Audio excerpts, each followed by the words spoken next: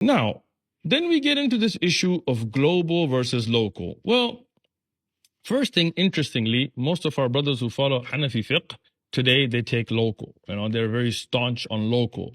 But when we go into the books of Hanafi fiqh, like the Mu'tamid or relied upon books such as Ibn Abidin's Radd al-Muhtar or his Hashia, he clearly states that the standard opinion of the Hanafi madhab is global, meaning that there is one global horizon that if it's seen anywhere in the world, it is binding on the entire world. And this is in Al-Hidayah as well, and so on. So, according to the Hanafi opinion, if the moon is sighted anywhere in the world, it is binding on the entire world. Okay? And that is the opinion that we find in other madahib as well, and including many of the Hanabila, as we see in Al-Mughni and Ibn Qudama, and you find this in the Maliki books as well, in the Sharh of Al-Khalil, and so on, Mukhtasar Al-Khalil, and so on. But in the Shafi'i madhab, Imam al-Nawawi, he mentions that if it is seen in one area, it is not binding on all the other areas. Right? So you have two opinions amongst the madhab. The first opinion, which you could call global, is basically saying, look, the ayat are general. When Allah subhanahu wa ta'ala orders us that when you see the moon, begin the fasting, it's general for the whole ummah. It's not for a specific area.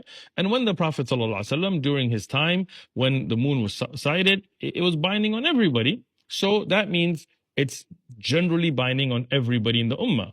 Okay, yes, makes sense. But there is a problem. Think about it today. For example, if the moon is sighted in Hawaii, and you're telling me that it is binding on the people of Fiji. Well, if it's sighted, let's say at 7:30, it's already 5:30 p.m. in Fiji. So 7:30 p.m., the moon is sighted in Hawaii, and you call somebody in Fiji and say, you got to fast today. They said, we already made iftar. It's impossible. So, and the most likely place to sight the moon is further west, because the cycle of the moon, as Allah has ordained it, that it gets clearer as it goes west. It gets stronger, the visibility, as it goes west. So if us in San Diego, California, on the west coast of the US see the moon, if you're telling me people in China have to fast, they've already made iftar. So it really doesn't work, right? So then we get to local sighting. And this is the opinion, the standard opinion, the Shafi'i madhab, and you can find this in other madhab as minority opinions as well. And they give the evidence from the hadith of Ibn Abbas radiallahu anhuma, that's on your screen, where Ibn Abbas radiallahu anhuma was informed that Muawiyah radiallahu anhu in Damascus, in Sham, saw the moon. But Ibn Abbas said, look, we already started fasting, so we're going to complete, or unless we see the moon or complete it. So they say, local is this evidence, and it's a hadith in Sahih Muslim, even though this is not a hadith of the Prophet sallallahu alaihi wasallam, it is a statement of a Sahabi, but it is an evidence. But there is a problem here as well. If you look at the distance between Damascus, where Muawiyah radiallahu anhu was, and Medina, where Abdullah ibn Abbas radiallahu anhuma were, as you can see on your screen, it's about 656.88 miles. So let's round that to 657 miles. All right? So, meaning that the evidence this opinion is presenting is saying that if there's a city that is 657 miles away from another city, it is not binding on them. That is not local for them. Because the hadith is that he did not accept that sighting. But now, when we look at the local of Northern America, it stretches from the easternmost tip of Canada to Hawaii, to the north of Canada, down to Central America, and some people accept even the northern part of Southern America, including Peru and Chile and so on in it. That's a huge distance. That doesn't work with the hadith you're presenting. If we just look at the difference between Hawaii and New York, it's more than 4,913.49 miles. You can see it on your screen. A direct line. So if you're saying 600 and some odd miles is no longer local, but then you're accepting something that is for almost 5,000 miles as local, that doesn't work with your hadith. Because if you take that hadith, then one side of the US couldn't accept the sighting of the other side, right? So these opinions seem to be contradicting themselves. Now, what is the correct opinion?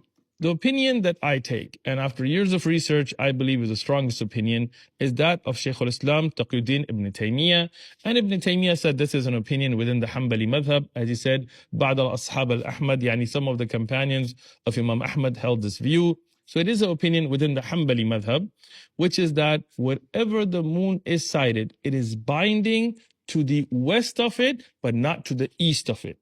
Now, if you think about this, look at the curvature of the visibility of the moon, meaning how Allah ordained it.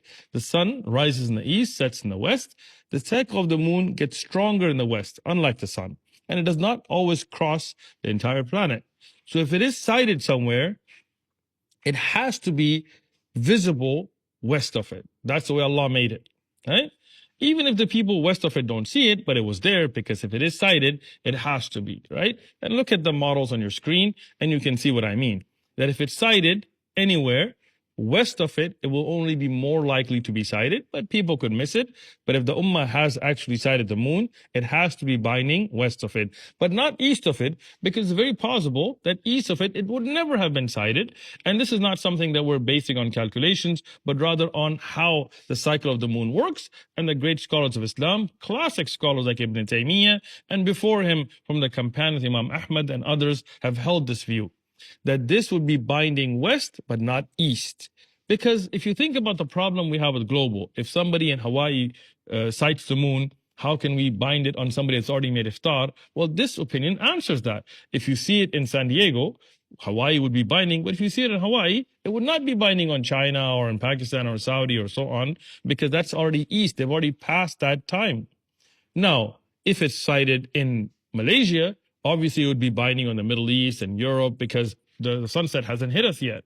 So we can fast or we can celebrate Eid. It's practical, it's implementable in a global sense. It works with those evidences that whoever sights the moon, it's applicable upon them. Now, if you look at the hadith about local sighting, the hadith of Ibn Abbas radiallahu anhuma, this opinion works with that. Meaning that if it was sighted in Medina, it would be binding on Damashq. But because it was sighted to the west of Medina, you can look at a map, then that means it would not be binding east. So that hadith also works with this opinion.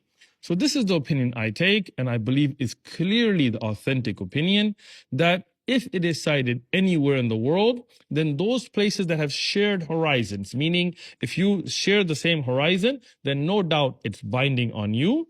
And everywhere west of it, it's binding, but not east of it. Jazakumullahu khairan. Wallahu alam. And I really hope, by the will of Allah subhanahu wa ta'ala, that the ummah will unite, come together, looking at the clear evidences, and stop fighting and unite on the day of Eid together.